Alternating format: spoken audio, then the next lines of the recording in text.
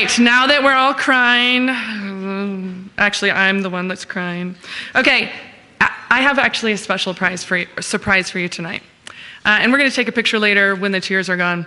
But we, thanks to the donation, an anonymous donor, a fantastic donation, we actually get to award 2 presentations tonight, 2 honorees. And this one's going to be unique. So because of that generosity, we not only get to award a teacher, but someone who actually has a lot of influence on teachers. So you see, I think you know, many of you know, that I'm a former full-time educator. And I can assure you that teaching is one of the most rewarding occupations that there is, second only to Director of For Life. But all joking aside, teaching is wonderful not only because it introduces you to countless lives that you have the privilege of upholding, and countless students that you end up caring for and praying for and loving like your own children. But through the act of teaching, teachers actually get to become mentors to their students, and we saw this already in our first award presentation. They not only prepare students for their futures, but teachers change lives. However, teachers cannot do that alone. While it's true that teachers do set a tone in their classroom, it is also true that an administrator sets the tone for a building.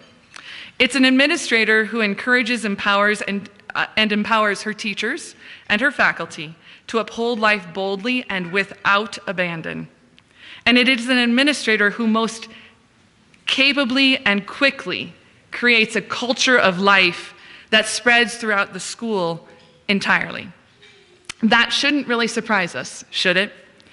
Because leadership is like that. What's modeled at the top trickles down. And tonight we get to honor an administrator whose work has transformed 2 schools into 4 life communities. Let me begin with a little bit of background for this administrator. So this year's second Teaching for Life honoree was raised in a home, as she describes, that upheld life and rejoiced in the many ways that God forms families. Her father, as well as 3 of her cousins, were woven into their family through the gift of adoption. And these life-affirming roots have borne much fruit in her own life, not only in the way that she values relationships with people of all ages, but also in the gift of her own son. She and her husband received the gift of a son through adoption from a birth mother who had chosen abortion in a previous pregnancy. Rather than shying away from this difficult reality, the experience has actually made her passionate for the unborn, has strengthened that passion. But promoting a culture of life actually takes more than just words. It means embracing the pro-life ethos and acting on it again and again. And this year's recipient has certainly acted. As headmaster, she was organized school-wide donation drives for local pregnancy care centers, invited pregnancy care center staff to speak in classrooms, hosted a forum for parents to learn how to speak about life issues with their children, and provided annual life-affirming opportunities for her faculty and students. One such opportunity, while she was serving in Virginia, each year she canceled school for the day so that the students and their families and her faculty members could participate in the March for Life. In December, feel free, worthy of applause. In December of 2021, our recipient acted again. When the Dobbs case, the very case that would overturn Roe v. Wade, was being heard before the U.S. Supreme Court, this year's recipient organized a school choir comprised of students to sing the national anthem on the pro-life rally stage. I was there that day. I remember that when they finished, I was incredibly proud of our Lutheran schools for being such a powerful witness for life. Despite serving in politically liberal areas for her entire career, including Northern Virginia and Michigan. Sorry guys, if you're from those states, we gotta face it, right? This year's recipient has also worked tirelessly to make both of those schools beacons of life in the community. Yet the work of other members of that award committee, the work that her work that other members of the ward committee found most moving was the work that she had done quietly and vocationally, work that indicates just how deep her life-affirming beliefs really reach.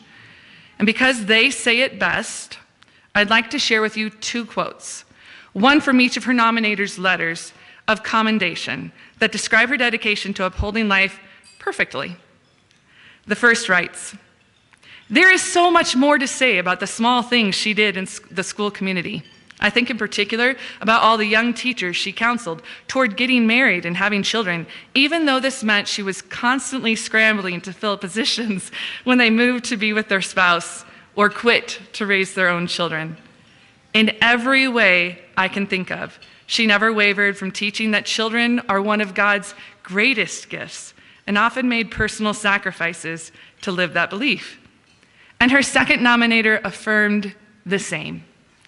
Perhaps Ms. Habrecht's most powerful pro-life advocacy was not that of organized activities and education, but an instilled culture of life permeating the school.